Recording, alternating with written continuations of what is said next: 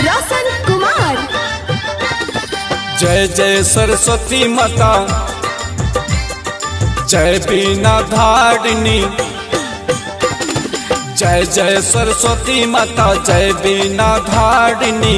जय जय है हंस वाहिनी, आही विद्यादायिनी, आही विद्यादायिनी, आही विद्यादायिनी।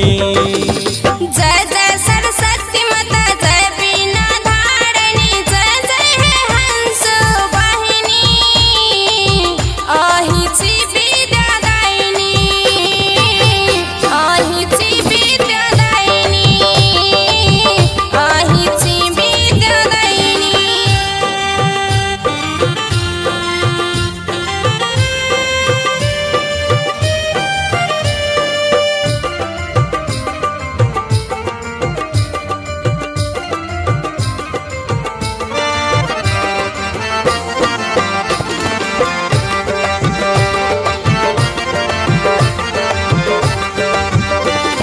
हंस पर सवार यहाँ सी, ममता के छिए खानी, ममता के छिए खानी। हंस पर सवार यहाँ छी, ममता के छिए खानी, ममता के छिए खानी।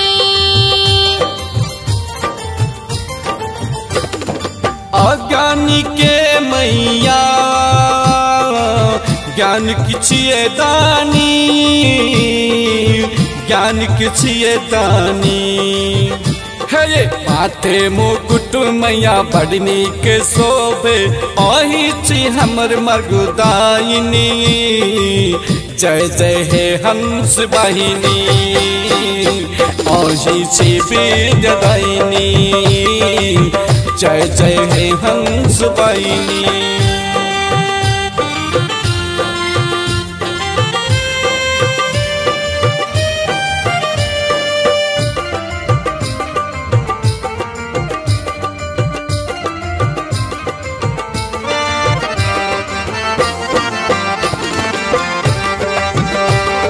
Presented by माँ गायत्री श्री।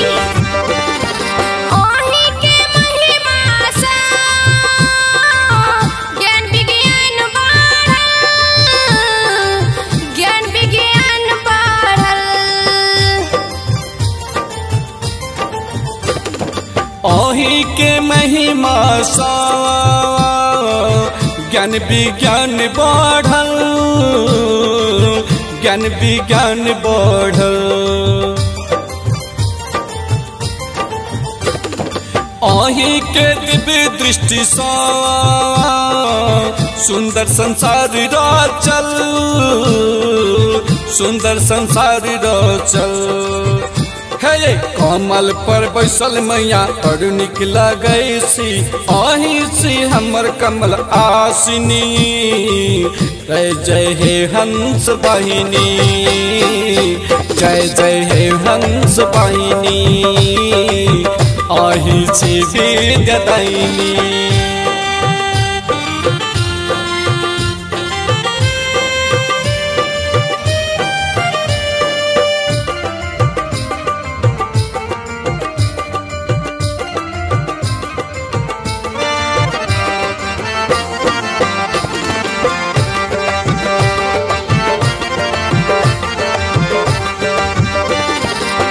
ज्ञान के सागर मैया,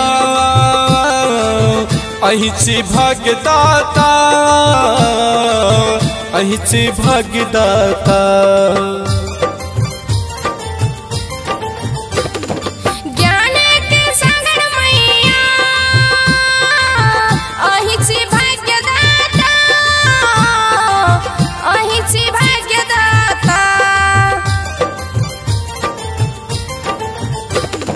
आही के कृपा सा भेल सब वेद ज्ञाता, भेल सब वेद ज्ञाता।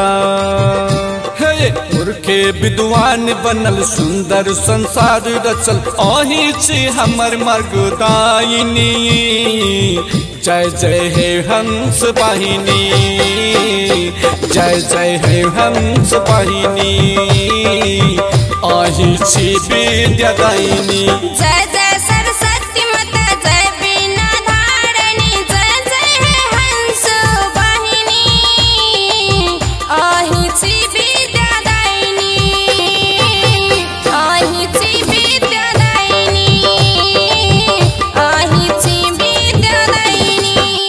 माँ गायत्री रिकॉर्डिंग स्टूडियो मलंगवा, सर्लाही, नेपाल।